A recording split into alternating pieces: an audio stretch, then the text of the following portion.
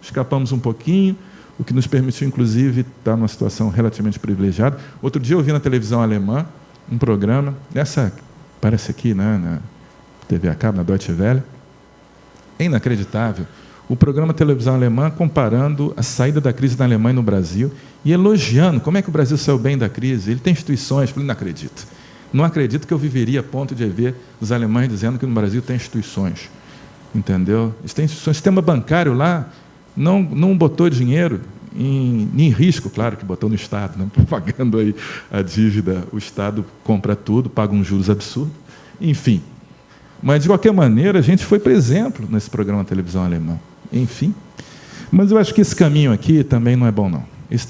O Estado não pode ser o Estado prussiano do século XIX, temos que deixar isso de lado.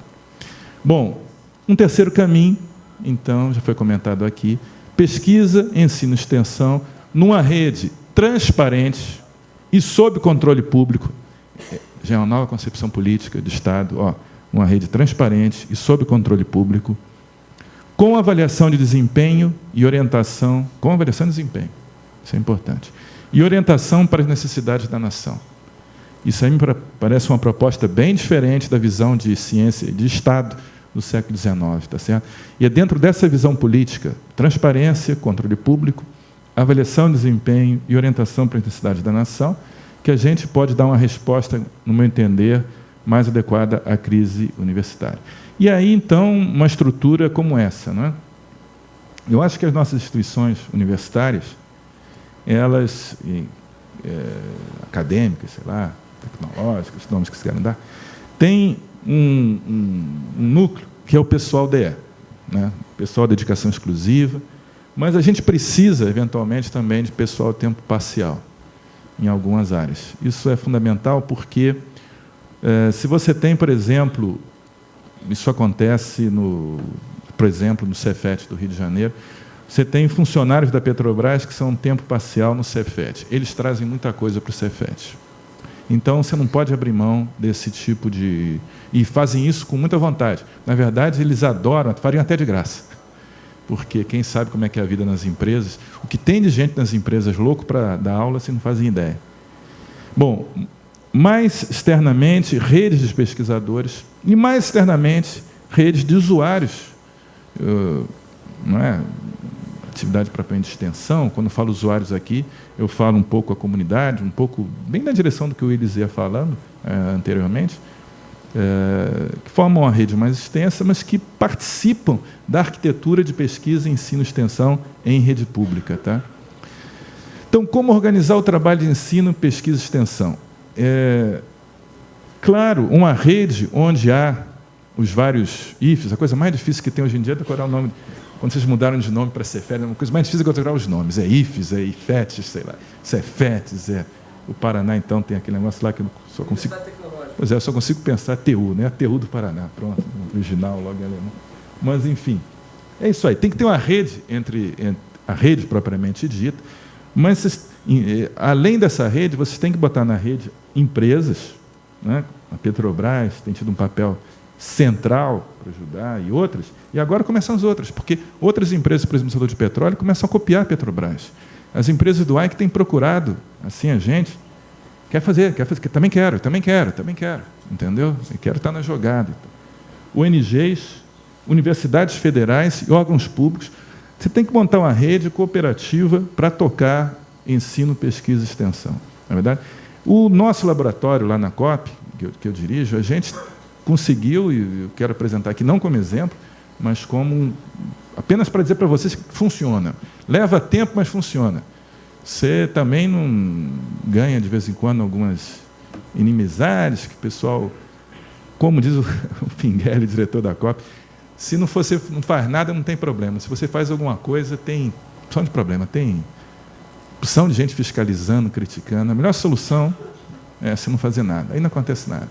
Você não tem problema. Mas nós temos projetos com empresas, muitas delas empresas estatais, temos cooperação com universidades do exterior, com a FGV, com a rede, com vários, com o Cefet do Rio de Janeiro, vou mencionar o Cefet do Rio de Janeiro, com aqueles nomes eu não consigo decorar ainda, mas com o pessoal, vamos lá, com o pessoal dos campos, né? com o pessoal do Paraná, muita coisa, com o pessoal do Cefet, lá do Rio, não é? Agora, no nosso projeto de Arraial do Cabo, a gente vai construir uma parceria com o antigo Cefet de Química, que é o IFRJ, né? Enfim, com o IFES, né? O antigo Cefet, puxa, talvez mais que todas as outras. A gente foi construindo isso ao longo do tempo, e eu digo a vocês, esse negócio dá certo, né? E do outro lado aqui também o espaço público. O problema é equilibrar as atividades entre isso aí, né? O GRI é uma rede internacional pública na área de sustentabilidade, o Ministério do Planejamento, uma prefeitura, um ONG que nos ajuda lá, o Núcleo Piratininga. Enfim, você manter um equilíbrio entre essas três coisas é muito bom, porque você cresce. Por exemplo, se você tem um contato unicamente com as empresas, você fica deformado. Se você tem contato unicamente só com universidades, você também fica um pouco fora do mundo, tá? Então, o ideal é você conseguir ter relações com essas três dimensões aí, e talvez outras, né? Nosso caso atual, por exemplo, em termos de ensino, disciplinas em conjunto. Nesse momento, eu estou dando uma disciplina sobre teoria multicritério aplicada à sustentabilidade. Eu tenho mais alunos do Cefet do Rio de Janeiro do que alunos da COP. E, enfim, outro no passado, disciplina de gestão de processos, o Roquemar, do Espírito Santo, do IFES, né? Deu disciplina conosco lá, foi muito bom. Pesquisa, pulsão de livros e artigos, agora mesmo acabamos de fazer saiu na editora Atlas, sobre gestão de processos, com participação de colegas de universidades. Pós-doc, tem uma pessoa do Paraná fazendo pós-doc conosco, e o José Antônio Peixoto, do Cefet do Rio de Janeiro, foi, nesse momento, para um pós-doc em Portugal, dentro de uma parceria nossa, justamente nessa área de teoria da decisão, multicritério, aplicado à sustentabilidade. Então, nós estamos construindo um negócio junto, né? Vamos fazer uma proposta em conjunto. Agora, nós estamos preparando uma proposta aí para dentro desse quadro aí da ANP, de financiamento da pesquisa ANP, com uma empresa pública, perdão, essa empresa não é pública, uma empresa internacional na área do petróleo. E estamos montando uma proposta aí que vamos trabalhar conjuntamente, nós do SAES, o pessoal do Espírito Santo, o pessoal do Paraná e o pessoal do Cefet. E um colega também de Minas, mas aí da Universidade Federal. E extensão, curso de extensão, né? Por exemplo, no nosso projeto lá de Arraial do Cabo, um projeto Petrobras Ambiental, que a gente tem bastante grande, o pessoal de campus, o pessoal do Jefferson lá, está dando um curso excelente, com grandes culturas. Do mesmo jeito, eu sei que questão ambiental é chavão, é lugar comum, é tudo que vocês queiram. Pode ser tudo isso, mas ainda assim é importante. Entendeu? É importante, e eu acho a sociedade, por isso que eu chamei de oportunidade externa, porque nesse momento existe uma concentração muito grande de interesse por essa temática. E já que vocês estão num momento de construção institucional, vocês têm que construir a coisa já dentro de uma visão de sustentabilidade econômica local e regional.